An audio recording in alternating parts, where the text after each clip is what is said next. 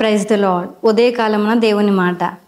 కీర్తనలు 20 ఆపత్కాలమందు యెహోవా నీకు ఉత్తరమిచ్చును గాక. యాకోబు దేవుని నామం నిన్ను ఉద్ధరించును గాక.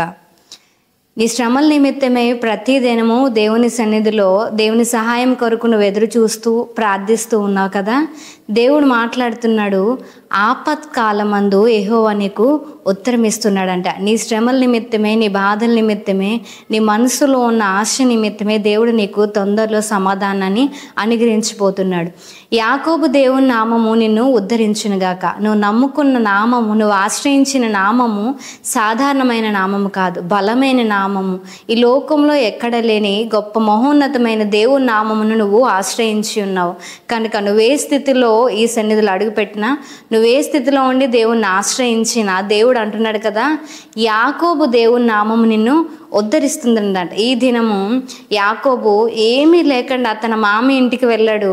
తను అడుగుపెట్టిన ప్రతి దాంట్లో కూడా ఆశీర్వాదాన్ని పొందుకున్నాడు. తన మామ కూడా చూడలేని ఆశీర్వాదము యాకోబు ద్వారా తన మామ చూశాడు. మరి అదే విధంగా నువ్వు కూడా నువ్వు ఏ స్థితిలో ఉన్నావో, నువ్వు ఎటువంటి ఆలోచనలు కలిగి ఉన్నావో, నువ్వు ఏ పనిలో ఉన్నావో, నీవు ఉన్న స్థానంలోని దేవుడు నువ్వు అడుగుపెట్టిన ప్రతి దాంట్లో కూడా దేవుడు దీవించడానికి సిద్ధంగా ఉన్నాడు.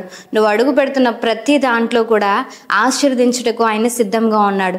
నీ పక్షాన నువ్వు పోరాడుతున్న సమస్యలు, పోరాటాల నిమిత్తమే నీ పక్షాన ఆయన నిన్ను ఉద్ధరించడానికి సిద్ధంగా ఉన్నాడు.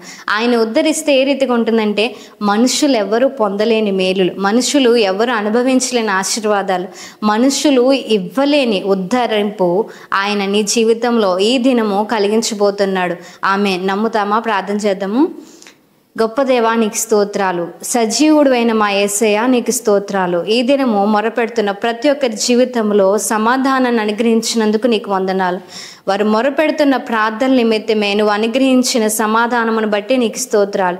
వారి జీవితంలో వారి పక్షమును నాయన తండ్రి నువ్వు ఉద్ధరింపును దయచేస్తున్నందుకు నీకు వందనాలు.